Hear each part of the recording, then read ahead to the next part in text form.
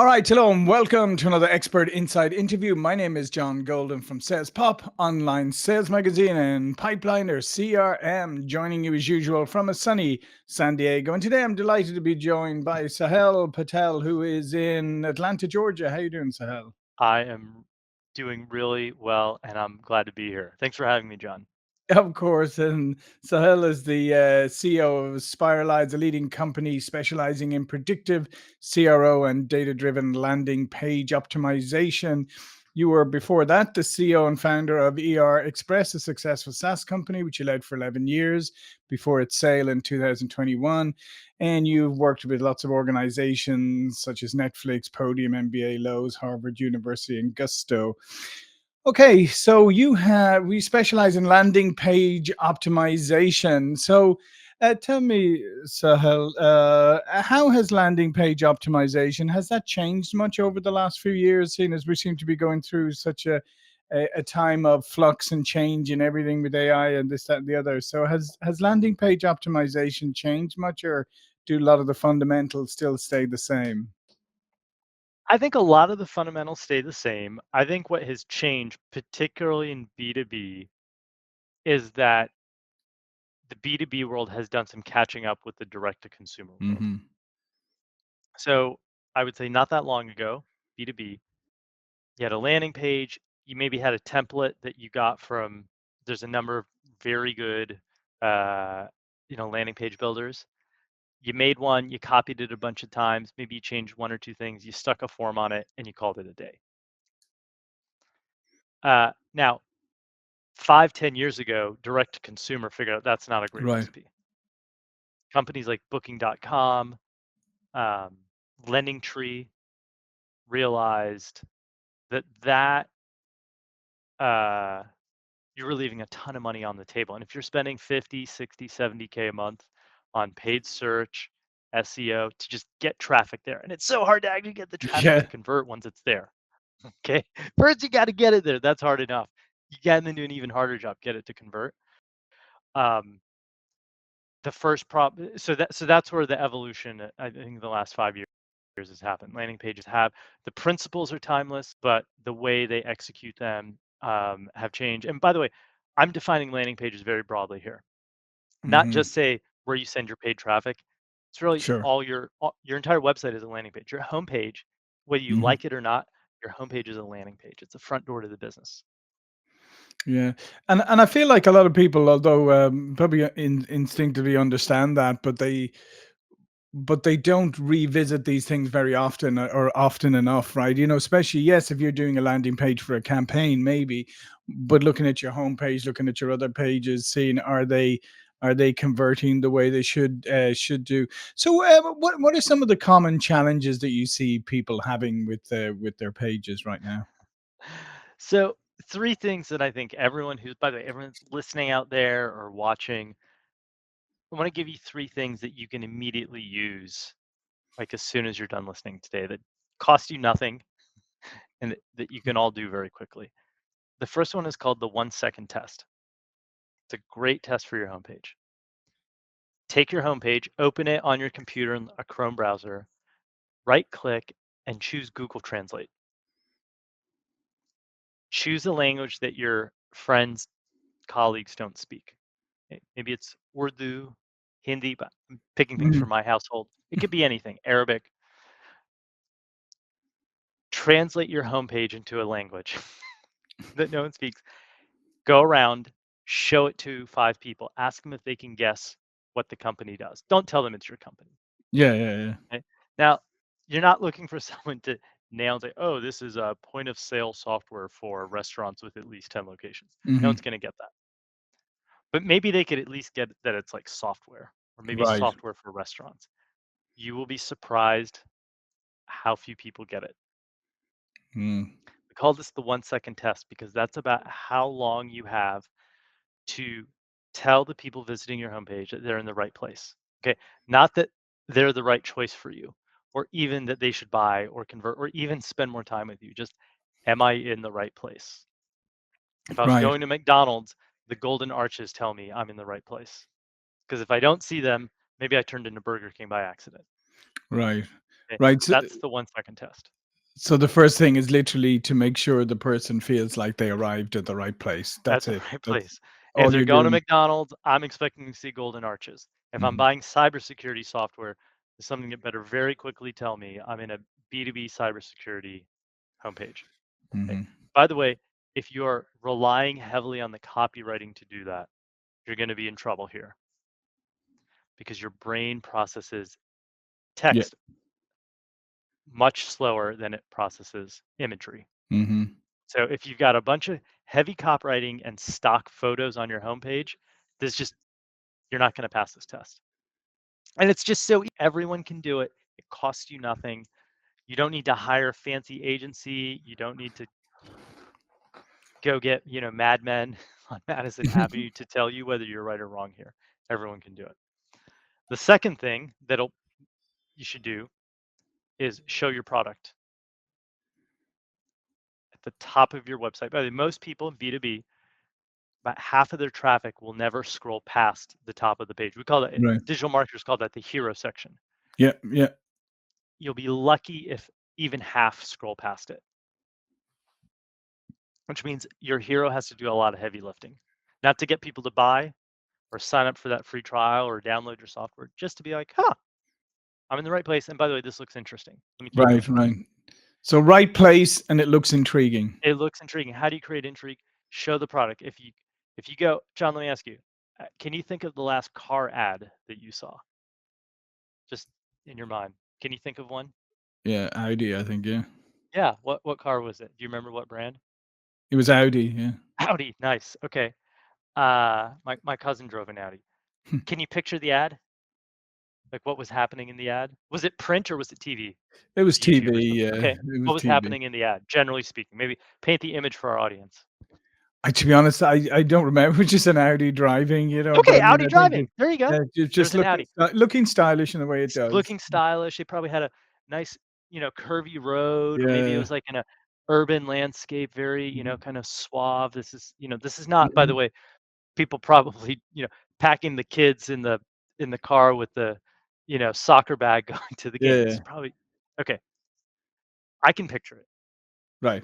Now imagine the same ad, but just take like an eraser, like a magic eraser, and erase the car from the ad. What would you be left with?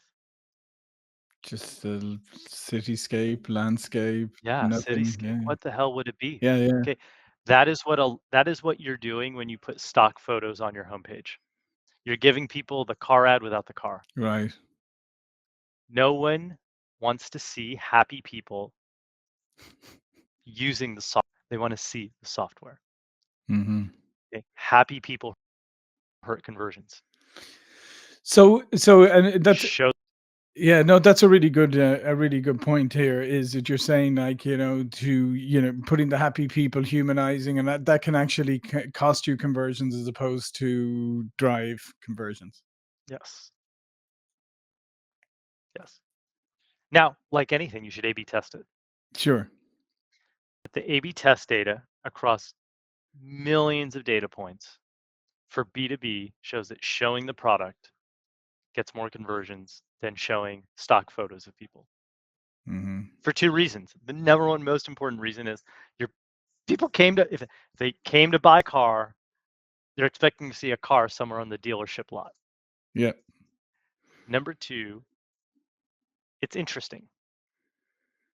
Number three, it helps set you apart. If you're using stock photos and you're going to like Adobe to get your stock photos, you better bet all your competitors are Yeah. like how many places are there to buy stock photos and how many ways can you get three people in corporate, America standing in a conference room looking at a tablet looking happy. By the way, what are they doing at work that makes them look so Yeah. happy?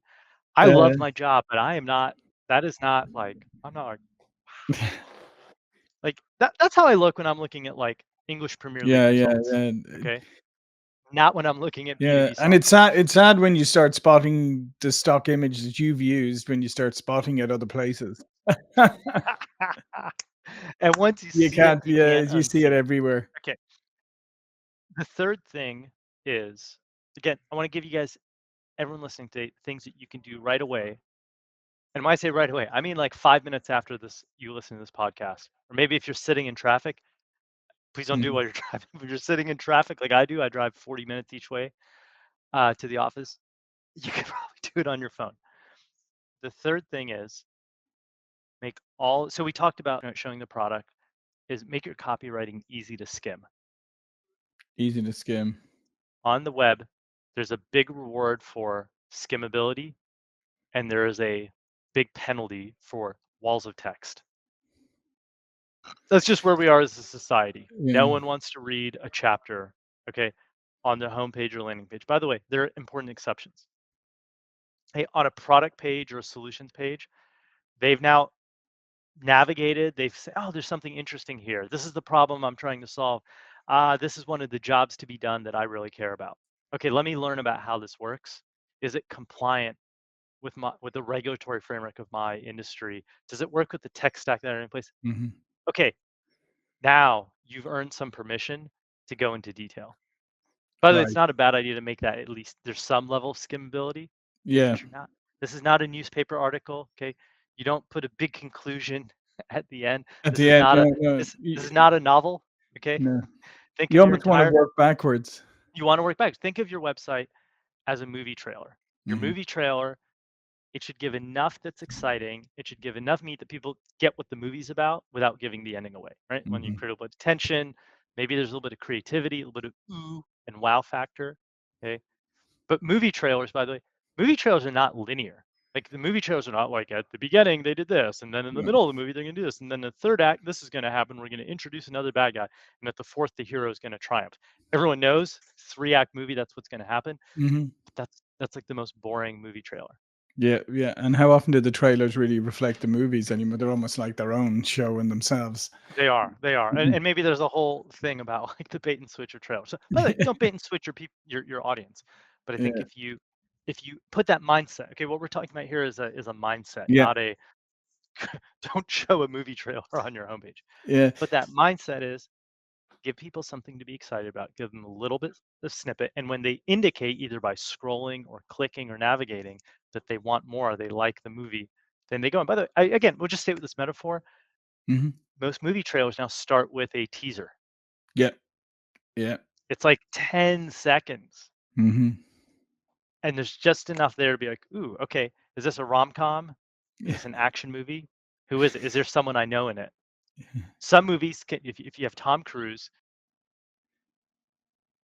you barely have to do anything. You just Yeah, yeah. show it have a built-in audience.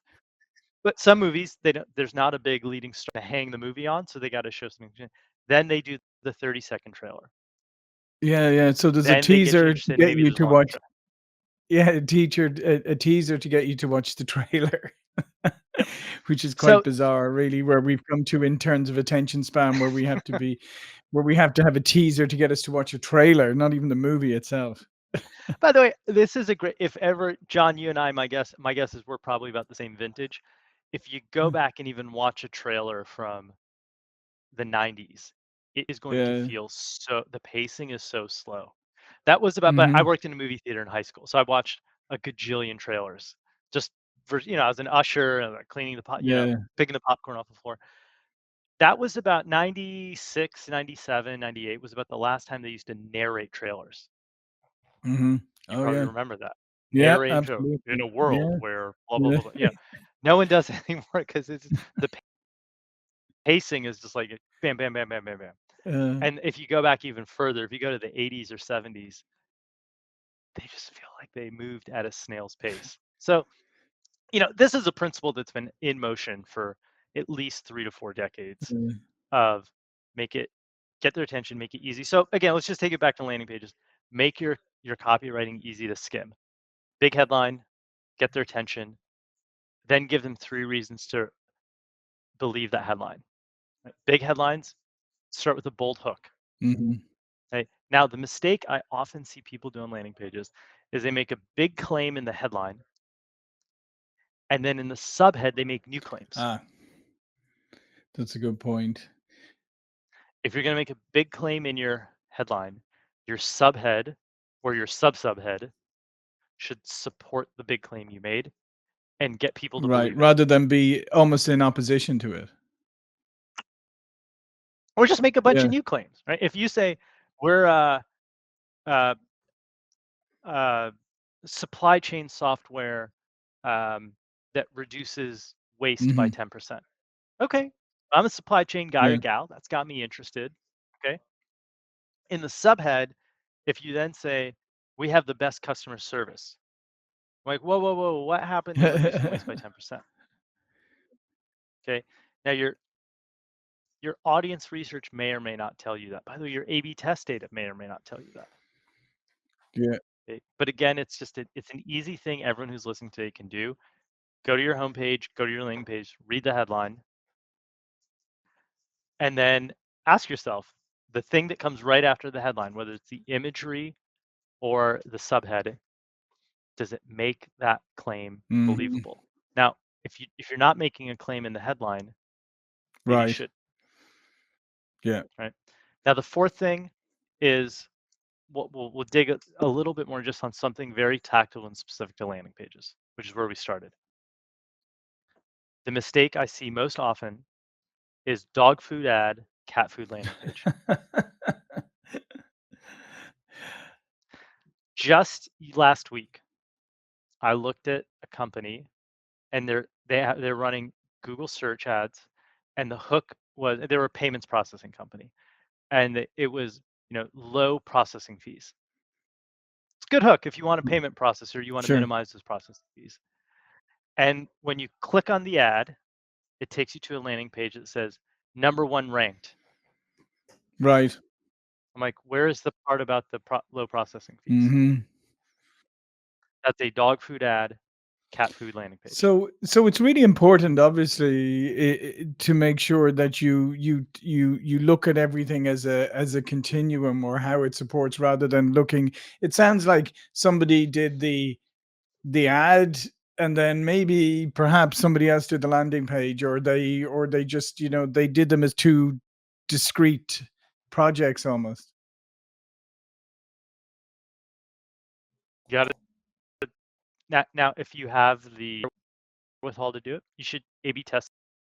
Not trying to sell you on what I do. There's lots of Hmm. different ways to go about doing it. There's some very sophisticated ways to do it. There are some real simple ones, and most of the time, even some simple A/B testing is better than none at all.